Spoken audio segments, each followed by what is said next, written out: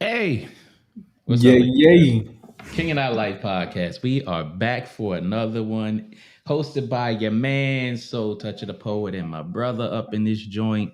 Sun Soul Lex up in her. Yeah, Phoenix will be joining us in shortly. But hey, son, so let's go ahead and hit him with the business. All right.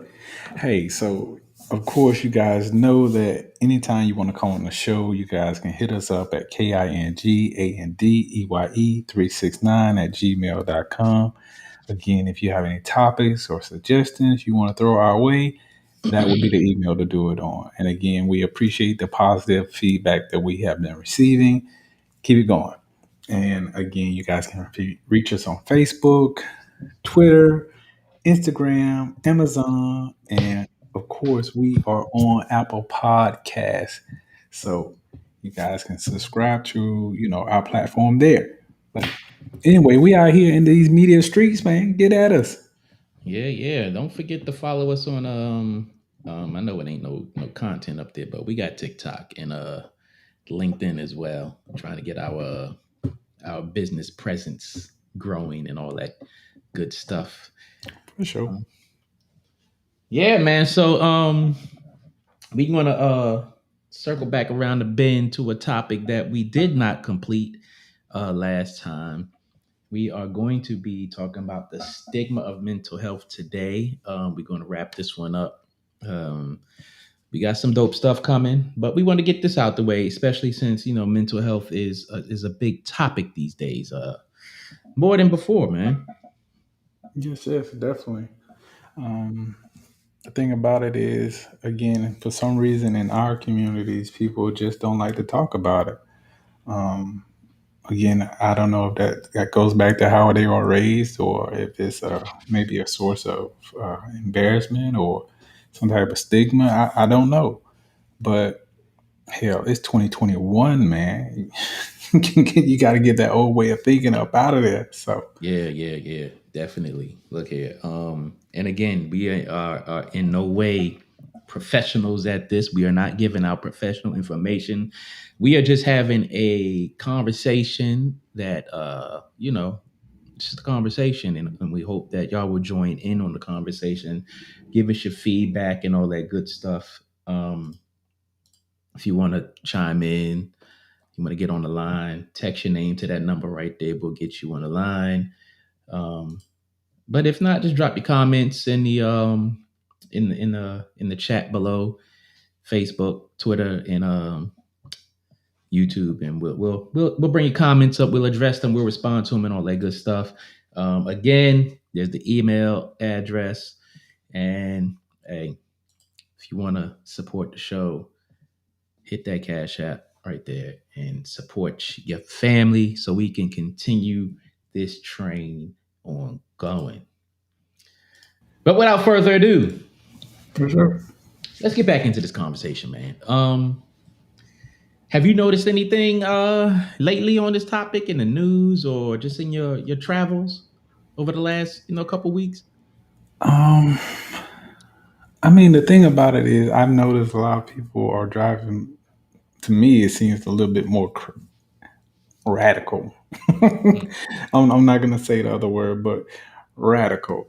Um, I don't know if people are just in more of a rush, or what the hell is going on, but Mm. that's about the extent of it. I mean, other than that, nothing out of the ordinary. Of course, social media has that whole situation they got going on. But Yeah. so, how about on your end? Um. Um. I'm gonna lean on the side of nothing out of the usual ordinary. Hmm. Um. I do see a lot of people in panic mode over stuff that I want to say that they should be prepared for, which causes a lot of mental anguish, a lot of mental stress. People are not able to do good conflict resolution with the minor things in their lives, and because they pile up, it explodes, and they have these meltdowns and lashing out and stuff like that. Um, A lot of people may not look at that as, a mental health issue or concern, but when stuff like that piles up, it starts affecting other aspects of your life, and you know things like that just got to get taken care of. It does. It definitely does. I think the thing about it now is with this whole pandemic that's going on, people have that added stress to their lives going on because let's face it, you just can't get everything readily available like you used to. So Mm. I think that plays a part into the rising of your stress from day to day. So people definitely got to take time to stand back and say, hey, I need a breather. Let me get control of my situation because my stress is going up. Yeah, another part of that I've seen is people. It seems to be, or people are not able to adapt to change as quickly as they used to. Um, I know for us, it's not a big issue because of how we grew up as military brats. We had to adapt to change. Change was inevitable in the things that we did and how we moved, because it was like every 3 4 years we was in another place. Yeah, Um, New schools, new people, new customs, new this, new that. So for us, I think for the most part, it's a lot easier. Um, but still with that, people struggle. I just think people should, try to find better ways to cope with things. definitely. So with that being said, is there a specific time to seriously look for mental illness in a person, you think? Um, I would say yeah, and then I would also say that's a kind of a tricky thing to do. Right. Um, I don't know. Maybe someone out there can probably weigh in on this. And I say it's a tricky thing to do because we, for the most part, know when someone is off or something like that. But we don't know if it's to the point where it's a mental health issue or a crisis or anything like that.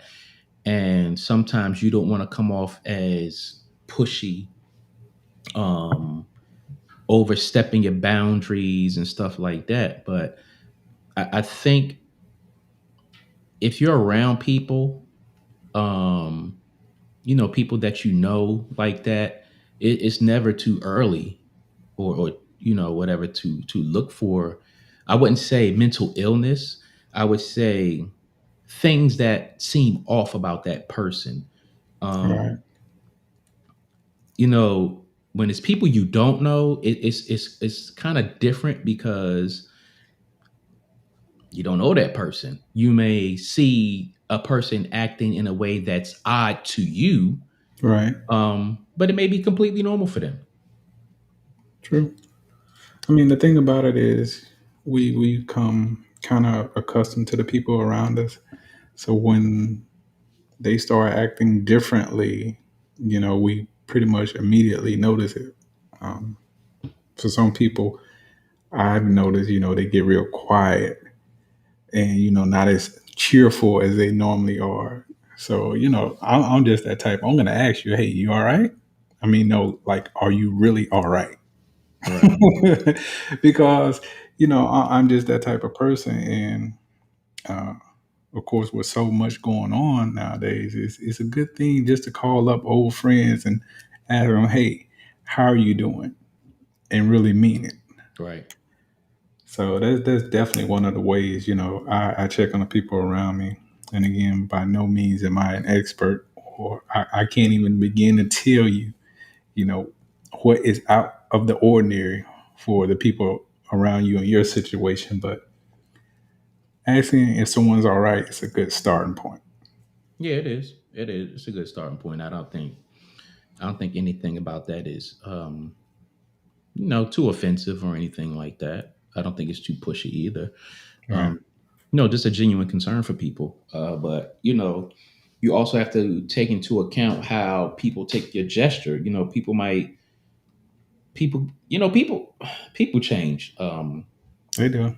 And some people take simple gestures like that out of context. But I think overall, if society just had a general concern for each other and not the buffoonery that's been going on lately, I think we'll be better adaptable or better suited to show those type of concerns for people's well-being. Definitely. So, what are the biggest misconceptions when determining if a person is having a mental illness episode? um I want to jump out on them and say, um, people say, "Oh, that's just how that person acts," or um, that person might be on drugs or tipsy or just looking for attention. Yeah, that's true. I mean, I think for the most part, you again, when you're used to people being around you, you kind of know, their character and how they act. Yeah, Um, for me, some people, um, again, not anyone in particular, but I notice their eating habits. yeah, So when someone stops eating, um, and I stop seeing a smile on their face, or their temperament changes, it raises a flag with me. hmm, And again, not trying to get into their business or invade their privacy or anything, but out of genuine concern, I'm asking what's going on with you. right, And sometimes that's just what people need to hear. They need to hear the question. Someone's asking me, "Am I all right?" right, I mean, I remember there's a time where people would smile at you. hmm, That smile meant something like, I'm feeling good. Let me pass this smile along to you so you can feel good too. right, And for some reason now, some people take it like it's an insult or something hmm. for someone to smile at you. What the hell? Yeah, that's crazy to me. But It is crazy. anyway, So, on that note, what are some of the more common factors that contribute to mental trauma? that's a good question. That's a really good question. I'll say for me, one of the things that I notice when someone's going through um, life struggles, as they say, meaning someone close to them maybe going through something. Maybe it's an illness or one of those life changing situations where someone's going through a divorce or something like that. Hmm. Those are the obvious things to me, but anything other than that, it's kind of hard for me to make that determination. Mm. Um, to add to what you just said, I think a more common factor that contributes to mental trauma is people not dealing with whatever's going on with them. It's a couple of things that you mentioned. Let's just say someone gets a divorce or something like that, or someone loses a family member. Um, if they don't deal with that issue, it could develop into, you know, mental trauma, child abuse, sexual abuse, verbal abuse. It's so many things out there. Um, but in a way, I feel like we all have the ability to deal with our issues to a degree, Right? as long as we don't allow them to get out of hand, get away from us. Because it's easy to let our issues get away from us. It is. I could say from my personal experience, I used to just bury stuff, just bury it, bury it, bury it, and think that because I buried it, it was no longer an issue. But then you have to realize, you know, you're gonna stuff that hole in the ground too heavy, and stuff is going to start busting out. And um you just people just don't take into consideration that just because it's buried and out of sight, it's never out of mind. It's always there. So you definitely have to keep that in check, and just find ways to resolve it, work through it, um, you know, and try not to let it, lag you behind or hold you down. Yeah. I mean, there are certain situations where um, people might say something to you out of the ordinary, and to you it may be offensive, but to them, they just weren't thinking about it at the time. Right. Um, but of course, you're taking on, you know, or looking deeper into it than what it was actually meant to be. So Hmm. something they're not even thinking about anymore. You might be thinking about it long after they said it, like a few hours or even a couple of days after they said it. Shit, even longer than that. Yeah, like some people really do take it, a little bit further than what's necessary. Hmm. And the best thing, I could say to anyone in a situation like that is just let it go, man. Yeah. It's really not your time, and it's taking up space in your head. So Yeah. it's living up in there rent free. You gotta let that go. You gotta let it out, man. You gotta let it out. Yeah. You gotta let it out. Because if you don't, it's going to eat at you. It's really going to eat at you. And um, some people just don't know. Nobody knows how certain things are going to affect them. And I think that because a lot of people don't know how things are going to affect them, they should address them as soon as possible, within good reason. Because again, you don't want to be uh, blasting off on people because you think that they did something to you, when all actuality you're dealing with some type of mental anguish or something like that. And the other thing about it is, I think a lot of people try not to define a lot of these things as mental health issues or mental trauma and stuff like that. They look at it as, oh, I was in the mood, or this person made me feel this way. But it's like you have to look at the whole of you, and how the things affect the whole of you inside and out. Yeah, definitely. Um, Again, it's like carrying around extra baggage, as they say, mental baggage. Um, Especially when you take your frustration out on someone else who has completely, totally nothing to do with what someone else did to you. So it's misdirection of those thoughts and that energy, and feeling like you want to retaliate against someone because they Yeah. said something offensive to you. So you take it out on someone else. So you just started a whole chain of events. Hmm. But Yeah. Yeah, man. So moving on from that, um, how hard is it, or how long does it take on average to determine a specific mental illness? Uh, from your best guess. um, that's a very good question. Again, I'm no expert, but I notice things. So if someone is going through something, and I'm pretty much going to be watching them, over the course of 2 or 3 days.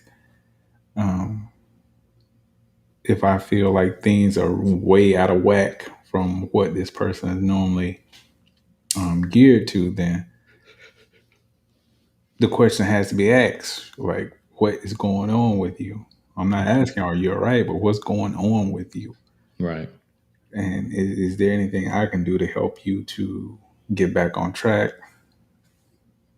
whether Hmm. it be just someone to talk to, or someone just to have that listening ear with no judgment. But I don't know. I say anywhere from 2 to 3 days. That's again not a professional opinion whatsoever, but for me, just 2 or 3 days. What say ye? That's a good estimate. I was reading something, and let me see. In this thing that I pulled up, it says the amount of information needed helps to determine the amount of time the assessment takes. Typically, a psychiatric evaluation lasts from 30 to 90 minutes. Um, Evaluations take approximately 2 hours to ensure a comprehensive and accurate evaluation. With that being said, it could take 2 days, it could take 2 weeks, it could take 2 months. Um, I believe it's hard because you know not being professionals, we can say, oh yeah, this person is not in a good mood, but we can't specifically say, hey, this person is having a mental health issue unless we know that they have one already. All right. Um, then when you go to a therapist, um, especially people from our community, um, we're apprehensive to opening up to therapists about what's really going on with us underneath all the layers. And a lot of us will put extra layers on top of the already large amount of layers to stay closed off and fit in our safe place. All right. So yeah, it could take any amount of time to diagnose a mental illness. But the thing about that is, if the professionals can give a general diagnosis, maybe in 1 to 2 visits, maybe three. But that's just a general. They can spot certain things. And they can say, well, this person might be having mild depression or anxiety or stuff like that. And you know, but that's just general. But yeah, it could take a while to accurately diagnose some mental illness or anything like that. So true.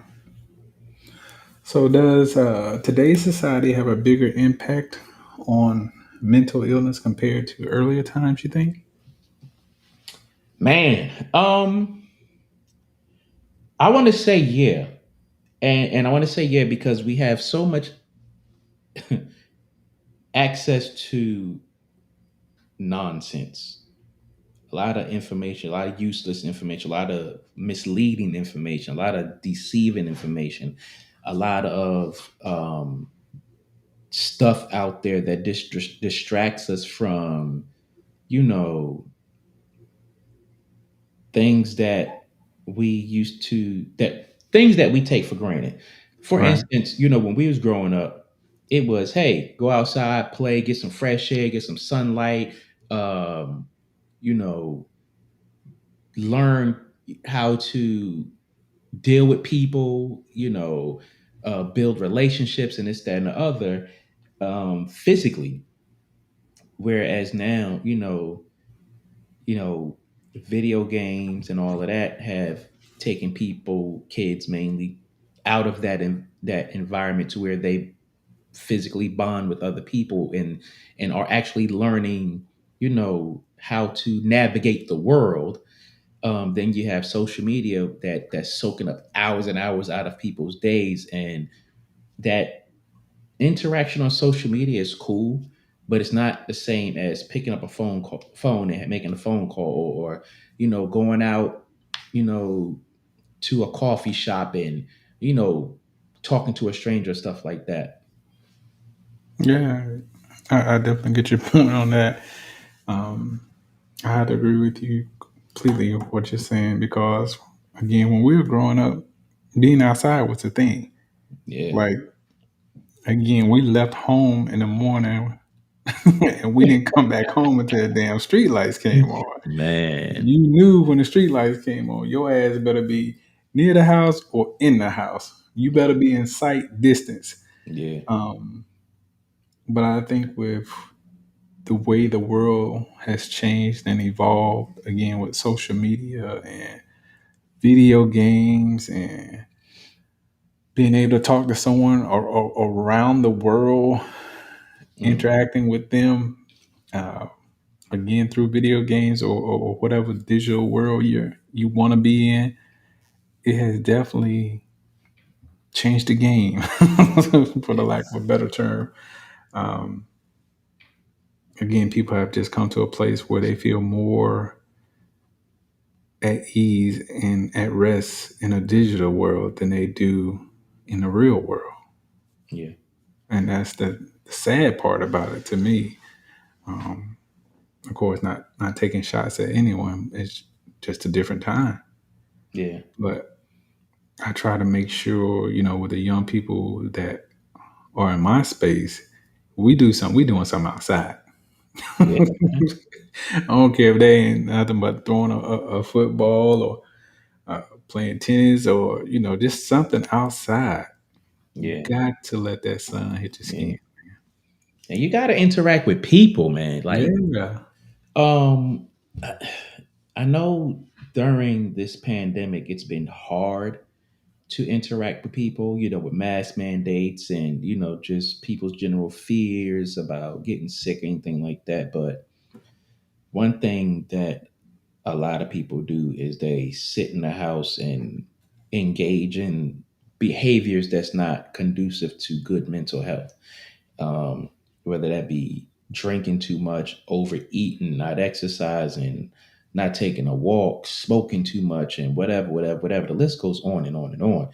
Um, um, but people have to get out there and definitely exercise those coping skills and that brain energy, because you have to keep the brain working. You have to keep it curious and you know just digesting new stuff just to stay fresh and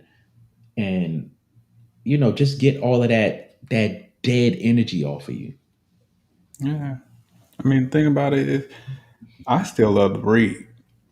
I don't mind picking up a book and reading a book if I have to be on the inside. Uh-huh. But again, like you say, getting out, exercising is one of the best things you can do. I Right. remember when the pandemic first hit, I was like blown away because I just had to be outside, man. I kept my mask on, but I would go walking through the parks or running or ride my bike or whatever, and it was like no one out there. It was like a handful of people. Yeah. And I was thinking to myself, this is great. I don't have to wait on anyone. Right, right, But right. at the same time, I was thinking, man, it's kind of creepy in a way because there's no one out here. Like, Yeah. Yeah, man. It's crazy. Um, so is there a verified correlation between social media activity and mental illness or mental health issues and stuff like that?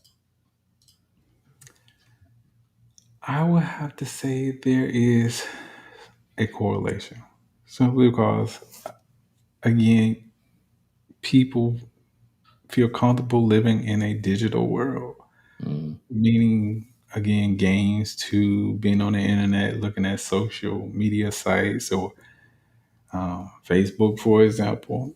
And again, not saying that it's a bad thing, but it definitely takes away from interacting with people, who are in your life, or whether that be a coworker or a relative. hmm. But I just think that it's you have to keep yourself healthy.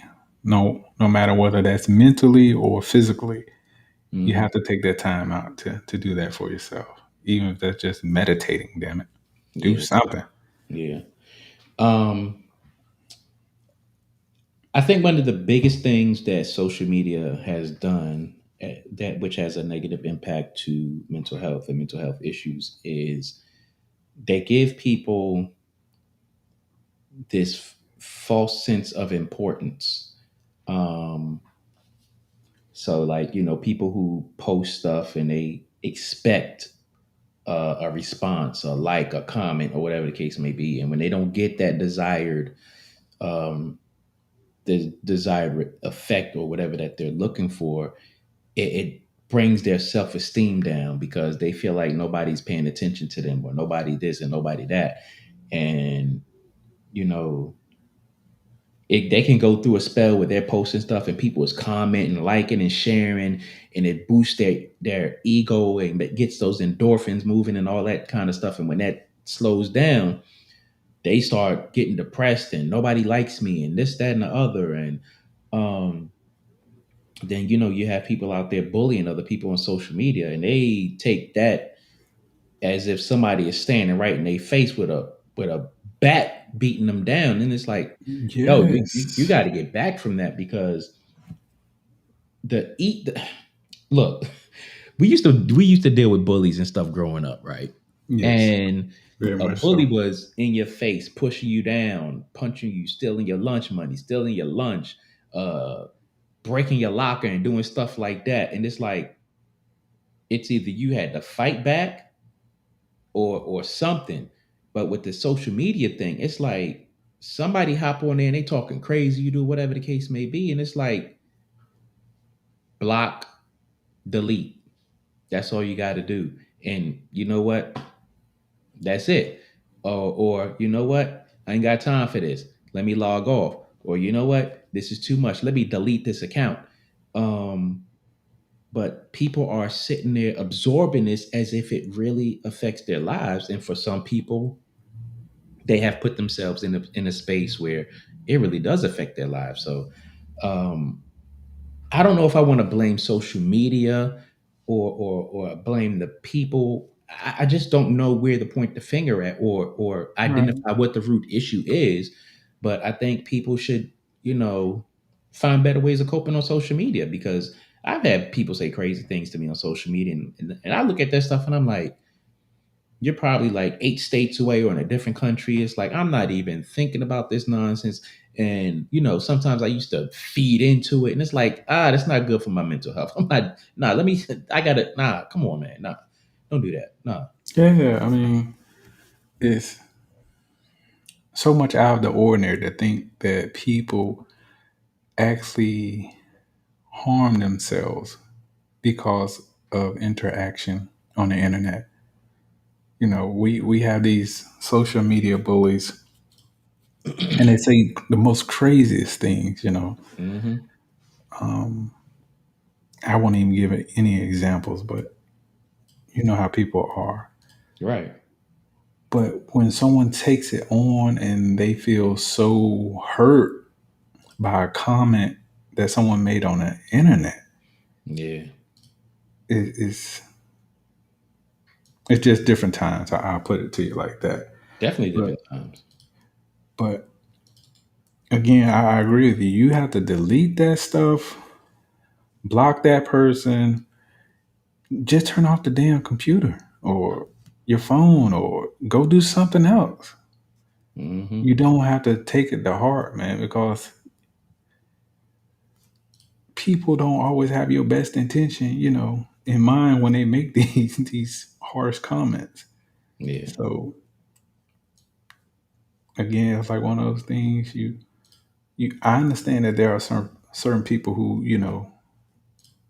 their self esteem may not be that great or for whatever reason they don't believe in themselves or whatever the case may be. Mm-hmm.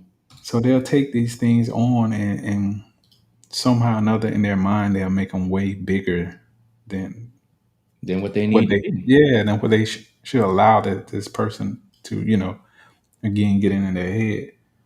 But just have to let it go, man. There's so many other things you could be doing besides being on social media. So just turn it off.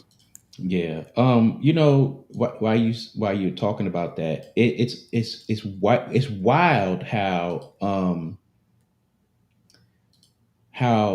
we as a society as a whole around the world has allowed social media to have such a impactful effect on us.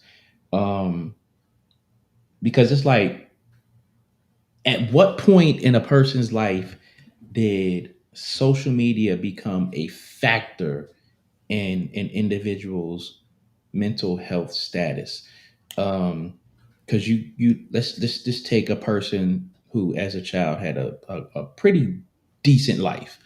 Um, they go through elementary school, middle school, whatever the case may be, and then they get to high school or after high school, and social media is the linchpin between a mental health breakdown and a productive life.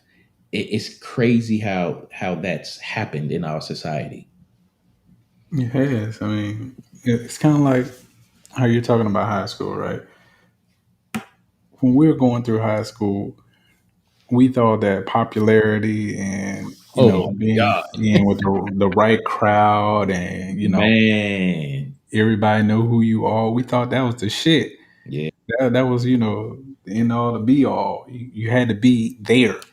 yeah, But once you got out of high school and you moved on to the next phase of your life, for some of us it would hit us. You know what? That was a bunch of bullshit in high man. school. Let me Like, tell you, how do that correlate to making my life better man. now? Like having the right shoes or the right outfit or you know, everybody knows me. That Mm, shit has no impact on my life now whatsoever. whatsoever, And especially when you start college because you're going to a hell of a lot bigger school. It's kind of hard to, get out there yeah. like that. It's funny that you mentioned that because when I got to Germany, I started over there in the seventh grade, and you know, I was shy as hell. Um, I had a slightly hot temper because it was like, I don't know anybody over there. Got people telling me, "Hey, don't do this, don't do that." I'm like, "Who the hell is you?" And then I would hear somebody whisper, "Yo, you don't know who that is? That's such and such, and that's such and such." And I'm thinking to myself, and but I was really shy, and one of the things that I heard like between seventh and eighth grade is, you got to be popular and fine out here to do, blah blah blah. And I was like, damn. I said to myself, I'm not popular or fine. I wasn't popular, so and I didn't think I was fine back then. Um, but the craziest thing is, in my opinion, I didn't really start getting popular until like end of my 10th grade year, 11th grade year. Hmm. That's when I thought I was becoming, rather popular or whatever the case may be. Um, and that boosted my ego a little bit. Yeah. Um, but when I graduated high school, that was kind of like, okay.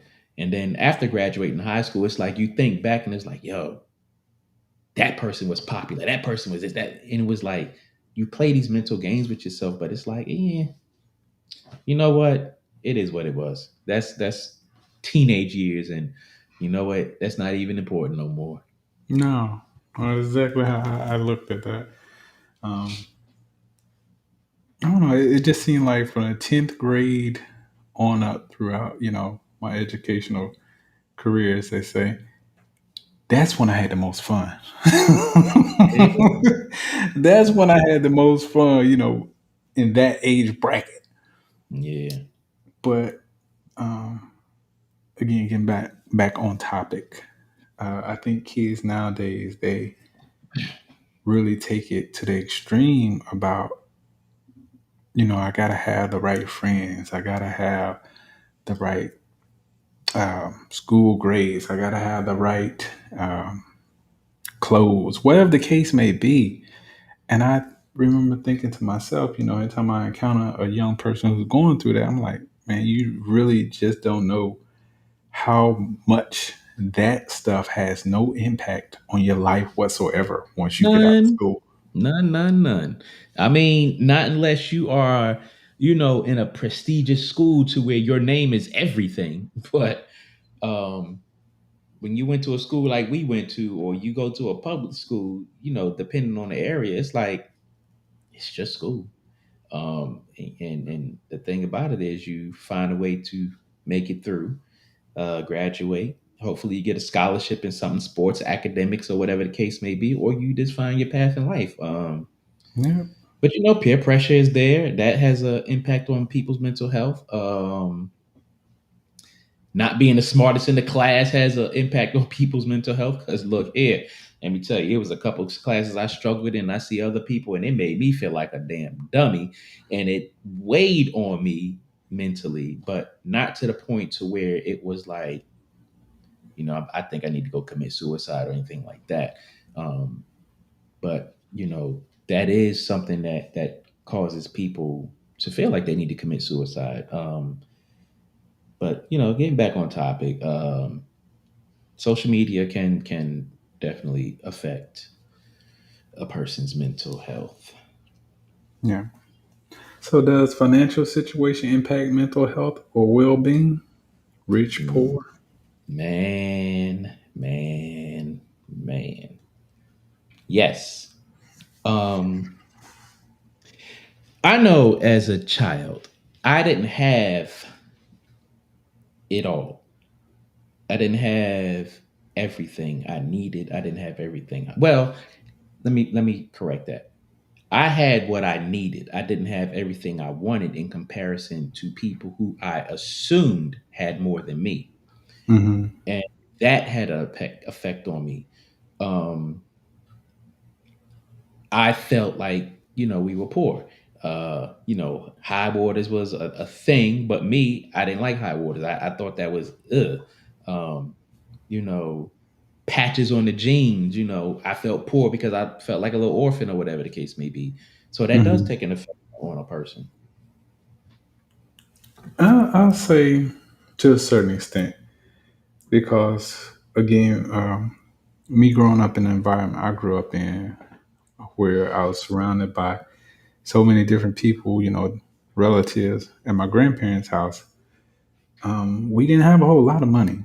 We Mm, didn't. We didn't even have, inside running water. We mm, didn't have, an inside restroom.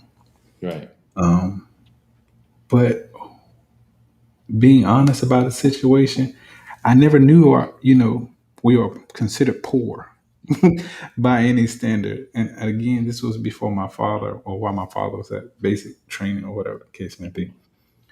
But we were, I don't know, I guess you can say we were always loved. We always had each other. We always had food on the table. We always had something to do. Right. So being surrounded by so many different people that are related to, we never even thought about money or Mm, uh, having money right.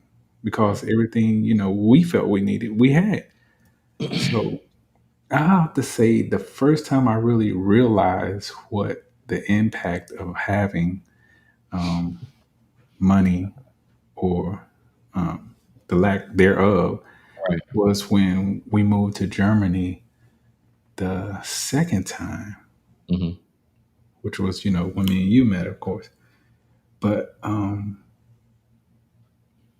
don't know. Everybody was always into wearing the correct things or having the latest gear and all that stuff. And to me, that shit never really impacted me like that. I never could get why is it so important that you have the right clothes or shoes or whatever the fuck the case may be. I was like, man, I don't really want to be up in here, but because my parents are making it here, Hmm. I might as well enjoy it while I'm here. But Yeah. all those things, as far as like money, it does play a certain role. Yeah. If you let it play a bigger role, then you definitely need to learn more about life instead of money. But anyway, Yeah. The thing about that though is you talking about how you grew up, and I'm looking at how I grew up. mhm. Um, that starts from your parents, your grandparents, and this, that, and the other. If you are raised in a manner in which you are where your financial status is sort of beaten into you, you feel a difference. For Right. like for you, you were surrounded by a family, and it was like, oh, it's whatever. We go outside, we do this, we do that, we do this, we do that. Um, for me, growing up north in New York, it was like, you know, you want something, and one of the things one a couple things happen. You get snatched up. I ain't got money for this. I can't afford this. Don't ask for nothing. Um, when you hear stuff like that and you hear it constantly, it has an effect on you, because Hmm. you're looking at somebody over there who got this toy or whatever that you wanted that cost like $5, and you're constantly being told, oh, I ain't got no money for that. Don't You better not ask for nothing. We can't afford. When you hear that constantly, it kind of weighs down on you, and it makes you feel like you're poor. Um, but again, that goes into how you're being raised. Right. And some of us carry that into adulthood. Like I carried that into adulthood for a long time. It was like, damn, I only make this much money. I ain't got this money for this. I ain't got money for that. And it's like, it beats you down to a point where it's like, man, I just can't do it. You get depressed. You go through all of these changes in life until you get to a point to where it's like, all right, now I can afford this and I don't have to look back at that. But then you also have to look at those who come up like that, and they have this great amount of wealth, and their mind is focused on, I have this money, I can do this, I can do that, and they don't have a balanced life. um, they'll face some shortcomings in other areas, like Yeah. uh, emotionally, socially, and stuff like that. Yeah. I mean, money unfortunately plays I'm not gonna say a major role, but a significant role in our mental health. Um, like on a previous podcast, we were talking about the gentleman that I met that was homeless. Gentleman didn't have, a pot to piss in and window to throw it out of, as they say. But this guy's energy was so crazy to me because he just had the best freaking attitude ever. Like, dude was telling me or talking to one of his fellow street persons about how he lived his life. He again lived his life like he would spend some time in Florida, certain parts of Florida, um, panhandling, working little odd jobs until he had enough of their area, and then he would move on to maybe like California, so on and so forth.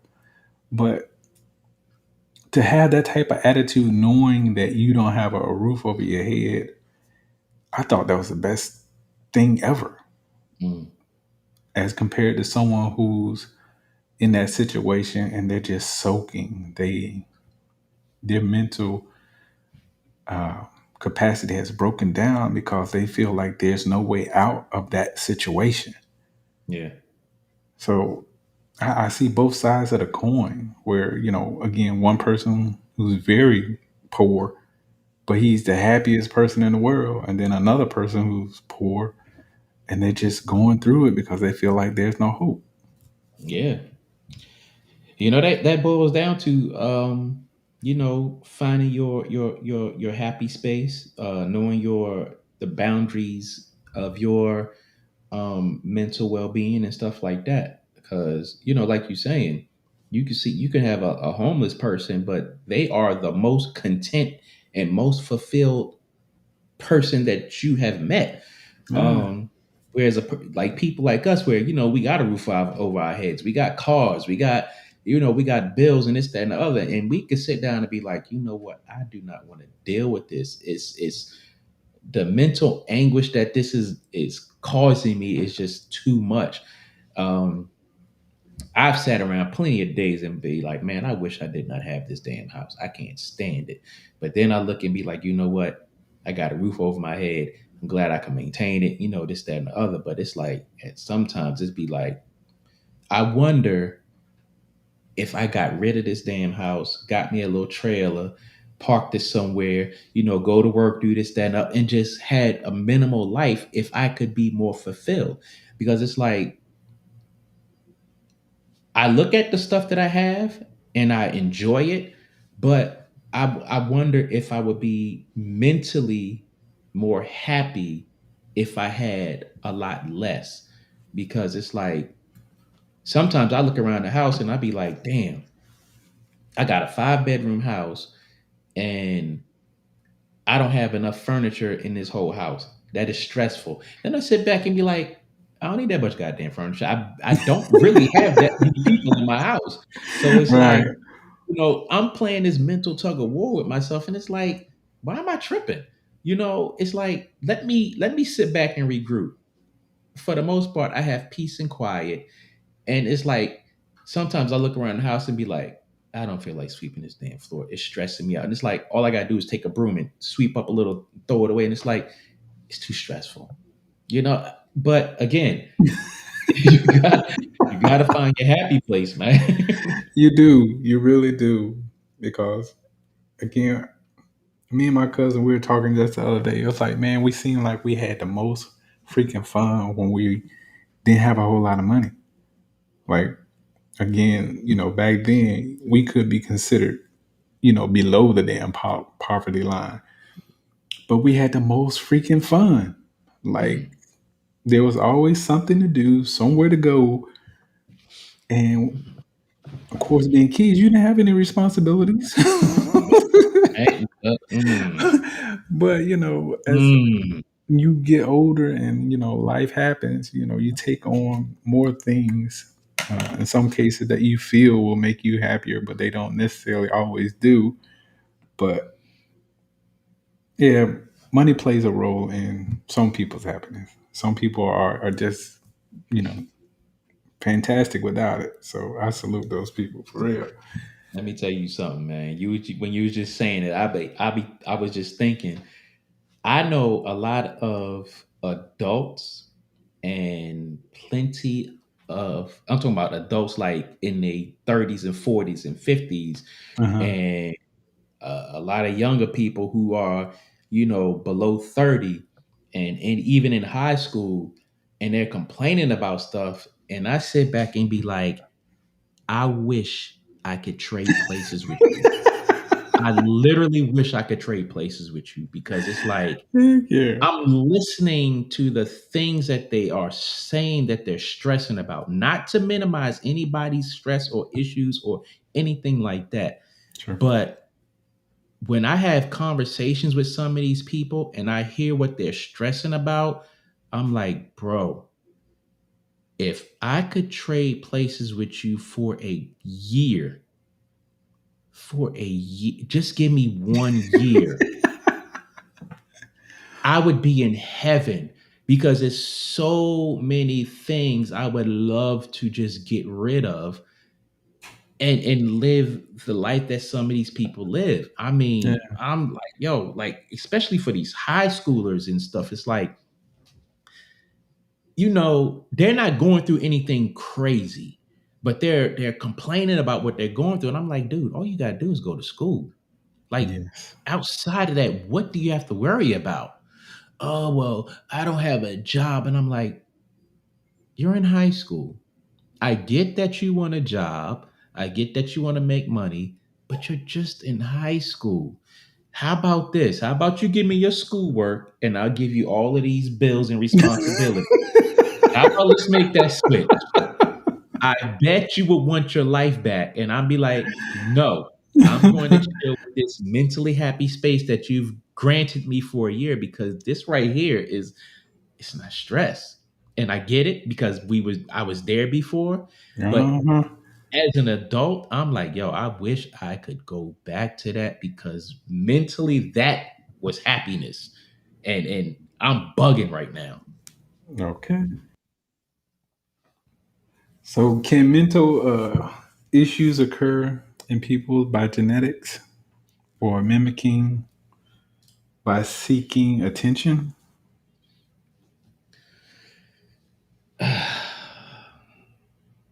Hmm, that's a tough one. Yeah, And got to it throw in there is. Munchausen syndrome, which is a physical disorder where someone pretends to be ill or deliberately produces symptoms of illness in themselves. Um,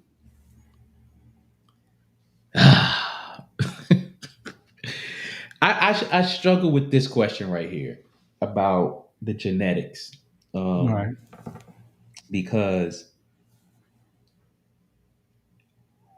it's been said that people can pass certain things to their children, but then for me,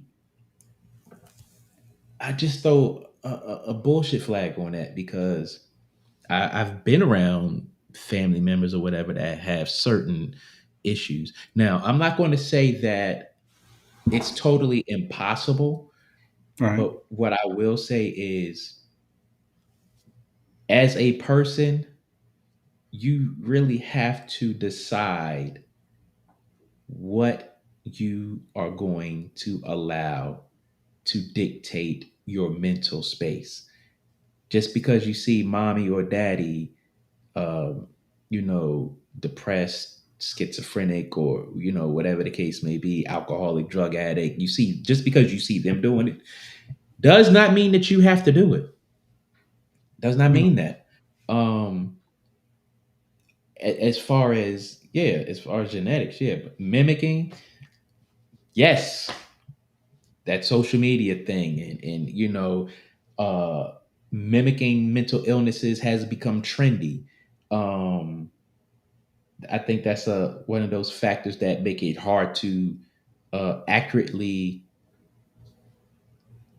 deal with mental illness because you have some people out there mimicking, and then you also have people doing it to seek attention. Like I know when we were growing up, people used to cut their wrists not because they Yeah. was something wrong with them or they wanted to commit Mhm. suicide, but because they've seen it done before, they heard it done before, they seen it on TV or whatever, so they want to do it now, and they try to hide it, and then they accidentally, purposely let their wounds be shown, and now somebody's, oh, what happened to you, blah blah blah, and it's like, oh well, I'm going to get out of here with that. But again, not to minimize anybody's mental state or anything like that. No, no, not at all. It just, again, like you said, when we were in high school, people were actually doing that, seeking attention. And I never got that because a couple of my friends would do that. I'll be Mhm. honest with you. Um, then I had a few friends who would take the eraser and erase their skin until it left a bruise or a mark. And I'm like, Mm. how do that make sense? But Mm. again, they were, just seeking attention. Um, but I don't know. As far as genetics, my family has a history of people who have dealt with mental issues. Mhm. So it's one of those things. I get it, um, but I also think that it's one of those things that you have to be aware of. So with Definitely. me knowing that, certain people in my family have had a history of that, I do my very best to make sure I check in with myself to make sure Exactly. I'm keeping myself on track, at least Exactly. to the best of my knowledge anyway. Yeah. Um, and the most, I'm not going to say crazy part about it, but I'll say the most astonishing thing about it was all the people who had mental issues were damn near genius Mm. status. Damn near genius. I had one great uncle in particular who pretty much invented a certain type of math that's in math books right now. Mhm. Dude just, math was a different language to him. Mm. But anyway, I remember hearing, as a child about him going through different situations, uh, going in and out of mental hospitals. Mhm. But so I do feel that it can be in your genetics. to a certain Mm, degree. But again, for me, I'll say for me, I'm very aware of that. yeah. Uh, so am I. But yeah, I mean, again, you have to be aware of your mental circumference in order to, navigate those things like that. Yeah, But yeah, um, but as far as Moonchild Syndrome, that is a thing, and it is crazy because people, you know, pretend to be sick, like literally pretend to be sick, or the, look, I don't know, I don't I I don't know.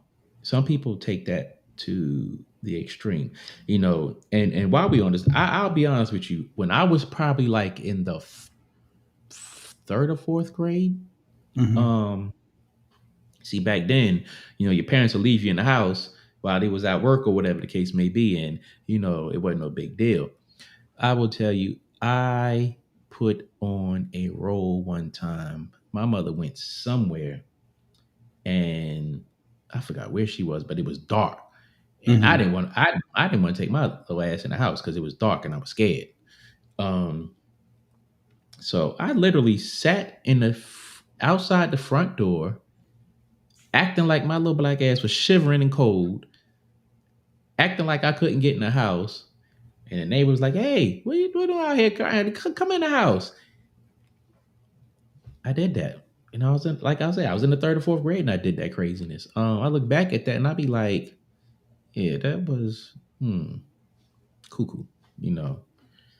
Uh yeah, but stuff like that, we do stuff like that in our lives.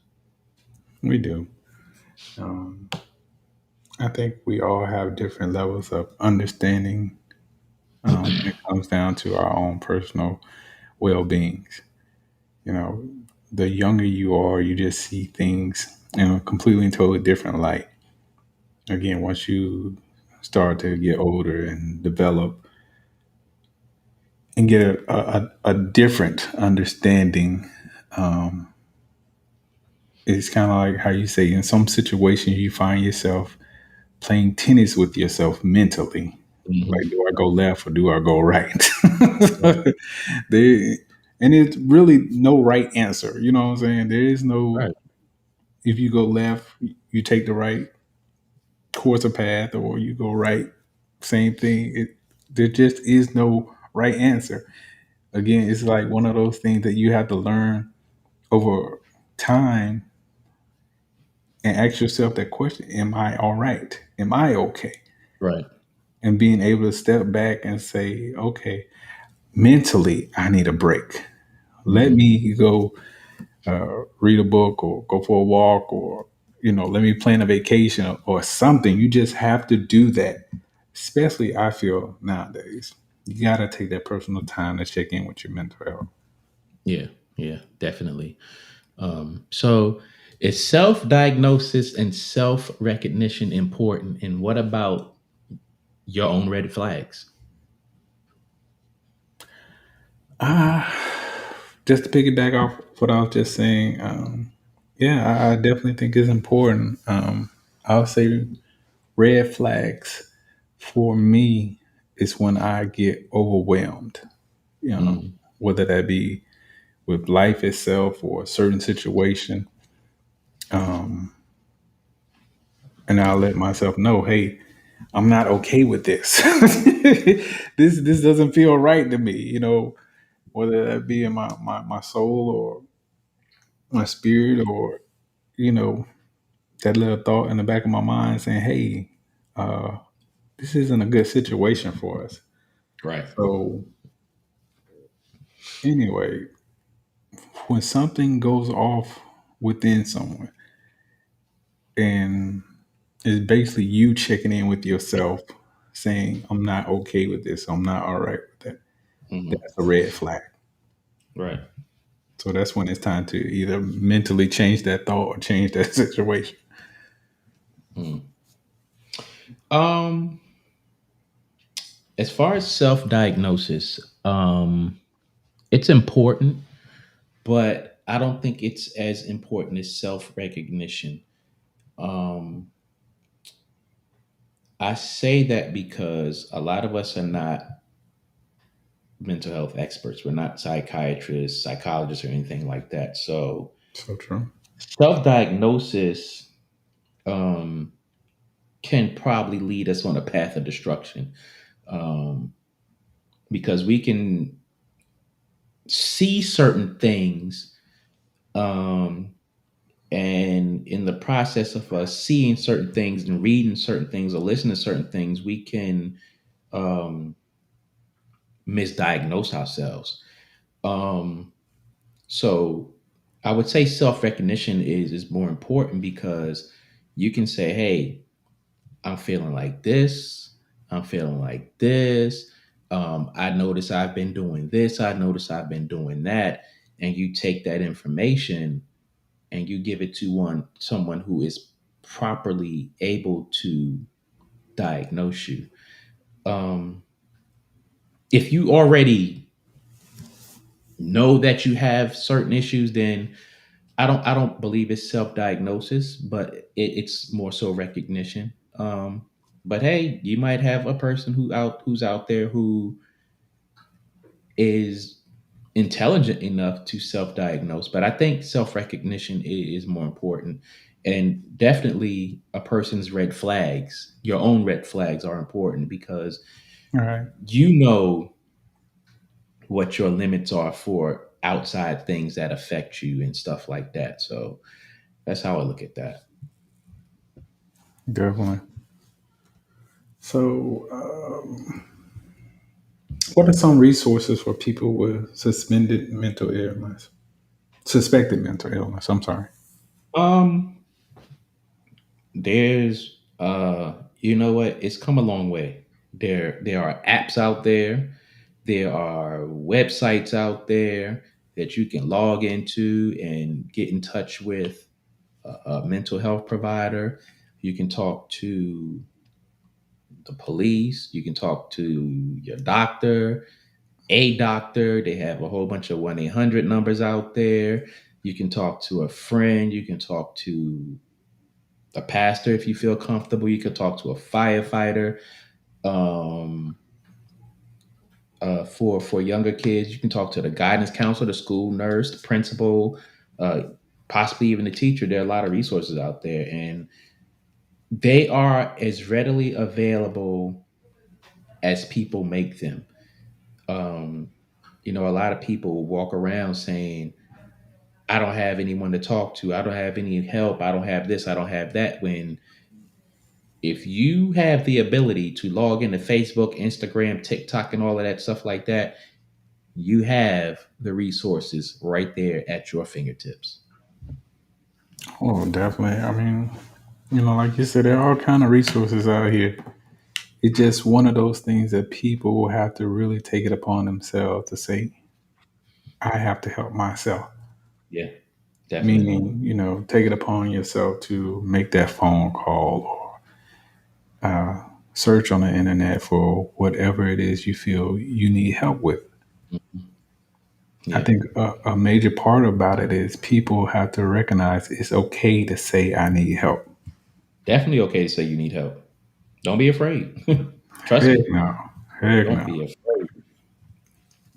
But Um, again, I've seen a psychiatrist in my younger years, and I will be completely totally honest with everybody. It was one of the best decisions I ever made in my mhm. life. And again, I would recommend it to anyone who feels that they have some issues that they feel they need to resolve. Yeah, I agree. I agree. I totally agree. The first time I went, like I've said this before on one of our episodes, the first time I went as a damn joke for me to get out of something. Um, I went for fun and games because I ain't feel like doing something, so I went. But Hmm. that was the one of the best things I could have did because I did not know that I needed that specific thing. It Right. helped me unpack a lot of stuff that I had been stuffing in a box, and it it gave me enough tools to be able to cope with a lot of things. And I think the one other time that I went by choice was, before I deployed to Iraq. It was like, you know, I was in that headspace where, damn, I don't want to go over there. I might die, this, that, and the other. But I went, probably like three, four, five times.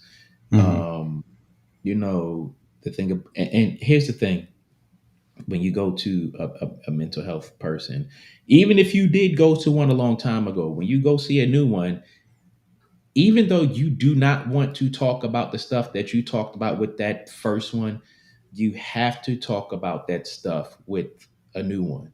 Just like if you get a new doctor, you have to tell this new doctor your medical history if they don't have it, at their fingertips, because they have to get to know where you are and what got you to where you are.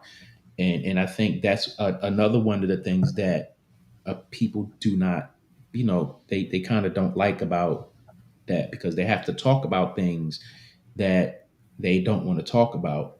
But in order for you to get to the root of your problems with the help of a counselor, therapist, or whatever, you have to talk about those things. You have to take it seriously. You have to be able to break down those walls. You never know how many visits it's going to take, but you have to go in there with the mindset, I have to talk about this stuff no matter how painful it is or how much I don't want to talk about it.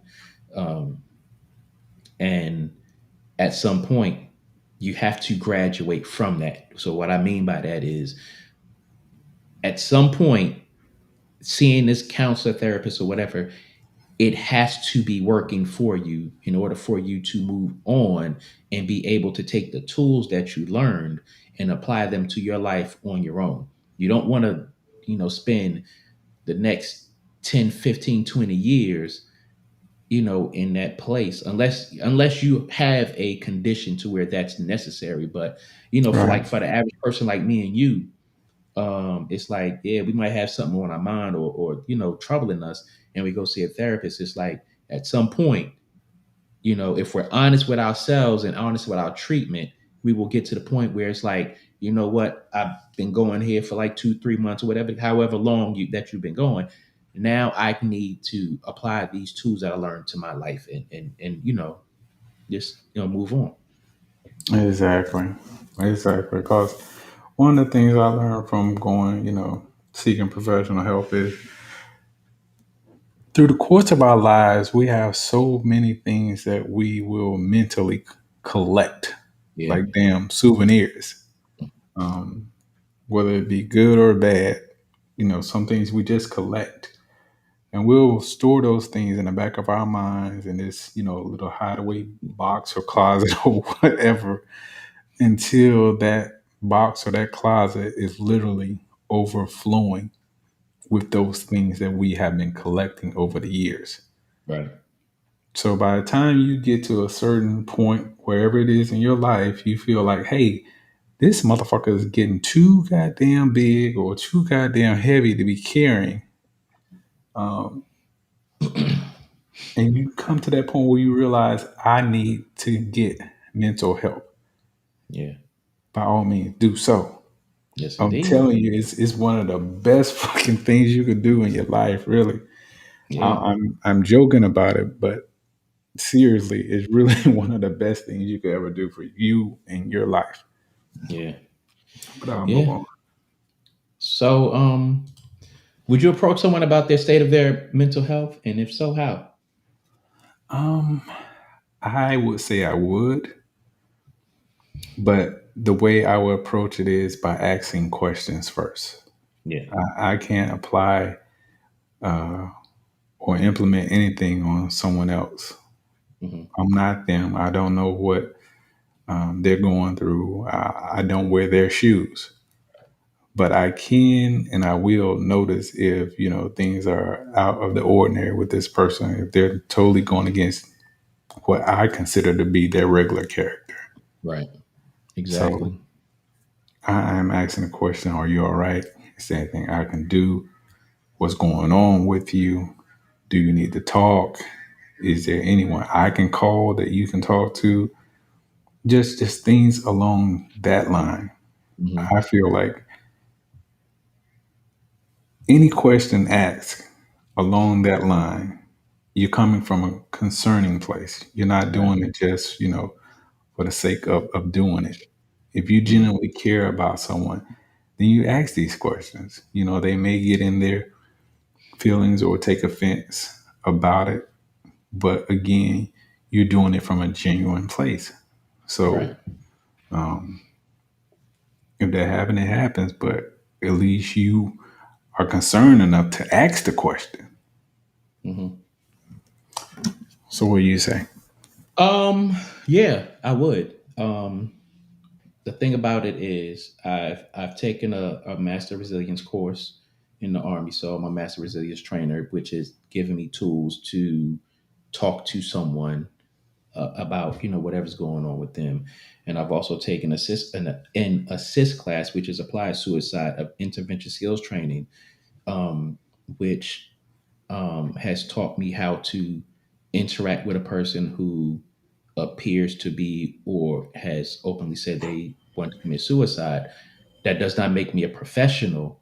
It just gives me, some basic skills to know how to talk to someone and help them seek professional help. So um, there are ways in which that you have to talk to someone that's dealing with a mental issue, especially if someone who is suicidal or something like that. Um, the one thing that I've learned in both of those courses is when it comes to a suicidal person, a lot of us may not want to ask that question. Um, but I've learned in those courses that you have to ask that question. Are you suicidal? Do you think you're going to hurt someone or yourself? You have to ask those direct questions to get an answer, because if you beat around the bush in asking these certain questions, they're not going to give you a straight answer. And you may think that you're helping. You may be putting your best effort, forward. You may ask a certain question, and they'll give you an answer, and you be like, "Oh, all right, well, things are cool."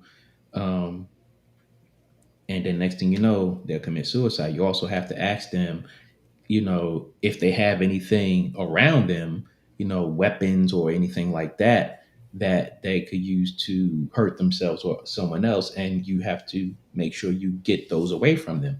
So yes, I would definitely approach someone about their state of mental health and stuff like that.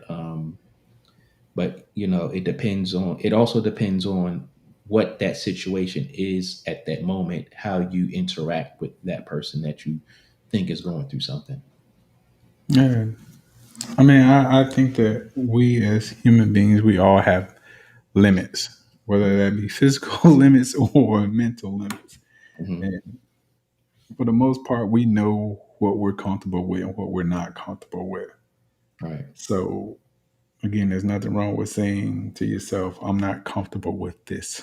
Right. Whatever that situation is. So just do what you feel you have to do in a positive direction to Yeah. help you. And I'll leave it at that. Yeah, man. Yeah. Yep. Definitely. Definitely. But thank you everybody for joining us, the King Eye Life podcast. It's your boy Soul Toucher the Poet in here with my brother. So Lex, Um, I mean, it's a good conversation. I hope that y'all, took a few things from it. Again, we're not professionals. We're just having a conversation, that's and, it. and hoping this conversation, goes further. Check on your friends, check on your families, check on your neighbors, check on, just have a general concern for everybody out there. Um, we got to make this world a better place out here. Definitely. Oh yeah, and I want to say you guys check out Chicken and Rice Podcast. Chicken and Rice Podcast. It's a couple that hosts this podcast platform or that podcast platform, but they really have some great topics that they chop up, and their chemistry is just off the chain. So again, shouts out to Chicken and Rice Podcast. Check it out, y'all. You watch that last episode? Did you watch their last episode? Oh no, I hadn't had a chance to check it out yet. It's funny. I'm gonna go check it out. I gotta go check it out, man. They are funny, Yeah, but so serious. he threw a clip up there about he was talking about he went down the Instagram feed and was just liking, just liking people's stuff, to support people because hey, like he said, support is free, Right. and support everybody out there who's doing whatever. He made it clear that he wasn't supporting business and stuff like that, Uh huh. and the look his wife gave him was hilarious. Like she was like, "What?" she was like, "I wouldn't do that." Oh man, I gotta go check it out. They are hilarious. Good chemistry though. So again, we just want to thank everybody for tuning in to the King of I Life podcast, man. If you guys have any topics you want to come on the show, again, you can reach us at KINGANDEYE369 at gmail.com. And again, we appreciate the love and support and you guys tuning in with us. Yes, yes. We'll definitely catch y'all on the next one, and we are out.